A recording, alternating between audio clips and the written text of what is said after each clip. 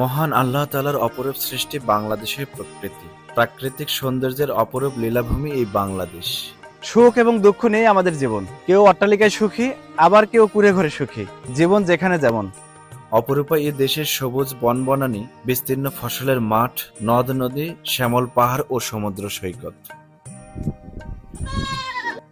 প্রকৃতির অঢেল সৌন্দর্যের রূপ ছড়িয়ে আছে গোটা দেশ জুড়ে। এটি একটি গভীর নলকূপ।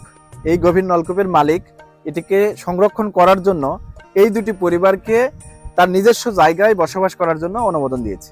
এই কুঁড়ে ঘর থেকে আমাদের দেশে যে 6টি ঋতু রয়েছে, সেই 6টি ঋতুর সৌন্দর্য এখান থেকে উপভোগ করা সম্ভব হয়।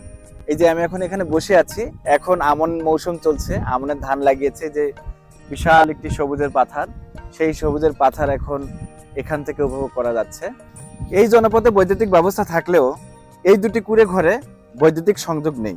আমাদের দেশে গ্রীষ্মকালে যে পরিমাণ গরম হয়, সেই অনুযায়ী এখানে গরম অনেকটা কম। এর কারণ হচ্ছে পাথরের চতুর্দিক থেকে এখানে বাতাস সমবেত হয়, আর সেই বাতাসগুলো আটকে রাখে এখানে যে গাছগাছালিগুলো রয়েছে, সেই গাছগাছালিগুলো, যার কারণে এই দুটি কুঁড়ে ঘরে মানুষের বৈদ্যুতিক পাখার প্রয়োজন হয় না। এই যে ভাদ্র মাসে আমি এখানে দাঁড়িয়ে কথা বলছি, আমার একদমই গরম লাগেনি। চতুর্দিক থেকে বাতাস এসে আমার মনকে ব্যাকুল করে দিচ্ছে।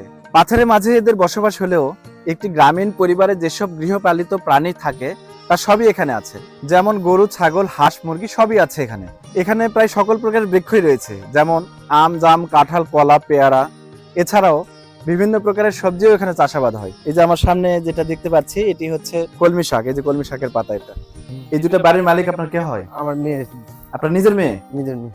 আচ্ছা, গরমকালে এখানে গরম কেমন হয় কাকা? গরমকালে একটু অন্য জায়গাতে একটু তাপ কম, এখানে একটু গরম কম না? আর বর্ষাকালে এখানে কেমন কষ্ট? বর্ষাকালে তো ঠান্ডা, মানে আবহাওয়া ফাঁকা, কিন্তু বর্ষাকালে এখানে তো রাস্তাঘাট নাই, যার কারণে অনেক কষ্ট হয় না? কষ্ট হয়।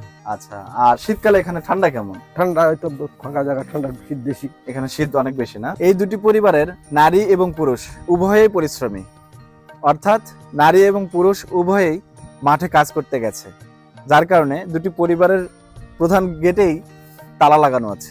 এই দুটি বাড়ির যাতায়াতের প্রধান রাস্তাই হচ্ছে এই আইল।